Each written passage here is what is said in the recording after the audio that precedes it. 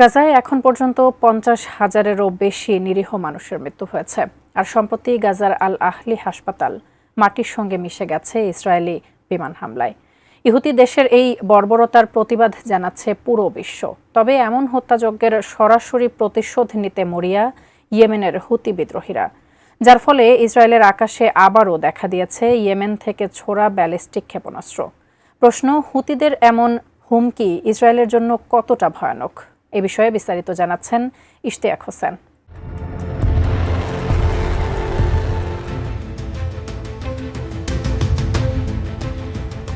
মধ্যপ্রাচ্য জুড়ে নতুন করে উত্তেজনার আগুন জ্বলছে। গাজায় চলমান ইসরায়েলি সামরিক অভিযানে একের পর এক ধুলোয় মিশে যাচ্ছে উপত্যকাটির হাসপাতাল, স্কুলসহ সব স্থাপনা।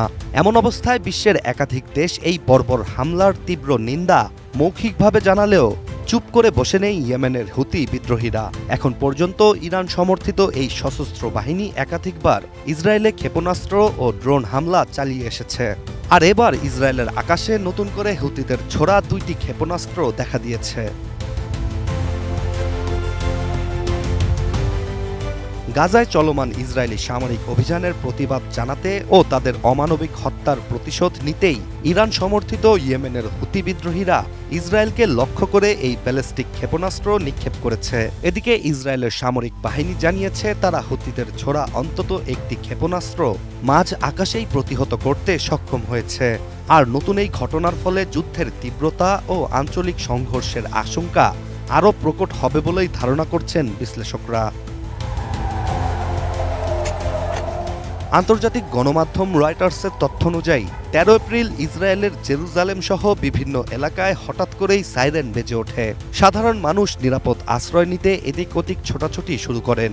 আর ওই সময়েই আকাশে বিকট বিস্ফোরণের শব্দ শোনা যায়। ইসরায়েলি সামরিক বাহিনী নিশ্চিত করে যে ইয়েমেন থেকে নিক্ষেপ করা ব্যালিস্টিক ক্ষেপণাস্ত্র ইসরায়েলের আকাশসীমায় প্রবেশ করলে তারা সেটি সফলভাবে প্রতিরোধ করে।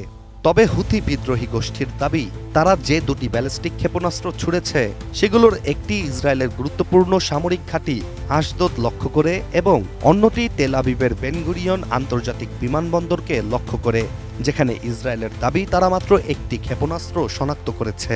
বিশ্বমানের থার্মিক্স রড, সালাম স্টিল থার্মিক্স, দেশের একমাত্র থার্মিক্স রড।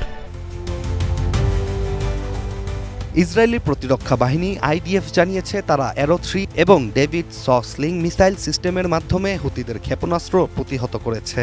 এছাড়া হুতিদের সব হামলা সফলভাবে প্রতিরোধ করা সম্ভব হয়েছে কিনা তা নিয়ে এখনও তদন্ত চলছে দেশটিতে। এদিকে মাত্র একদিন আগেই ইসরায়েল গাজার উত্তরাংশের অন্যতম সক্রিয় হাসপাতাল আল আহলি হাসপাতালে বোমা বর্ষণ করে। হুতিরা জানিয়েছে তারা ফিলিস্তিনি জনগণের পাশে দাঁড়াতেই এই হামলা চালিয়েছে। আর ইসরায়েল ফিলিস্তিন যুদ্ধ শুরুর পর থেকেই তারা প্রায় নিয়মিতভাবে ক্ষেপণাস্ত্র ও ড্রোন হামলা চালিয়ে আসছে। অন্যদিকে আন্তর্জাতিক মহল একদিকে যেমন গাজায় ইসরায়েলি হামলার নিন্দা জানিয়েছে, তেমনি হুতিদের হামলাকেও মধ্যপ্রাচ্যের আঞ্চলিক স্থিতিশীলতার জন্য হুমকি হিসেবে দেখছে। আর বিশ্লেষকদের ধারণা, চলমান এই পরিস্থিতি যদি দ্রুত নিয়ন্ত্রণে না আনা হয় তাহলে পুরো মধ্যপ্রাচ্য জুড়েই বিস্তৃত যুদ্ধ ছড়িয়ে পড়তে পারে, যেখানে ইরান, লেবাননের হিজবুল্লাহ, সিরিয়া এবং ইরাকের শিয়া মিলিশিয়ারাও যুক্ত হতে পারে। Ishtiaq Hossain, ATN news.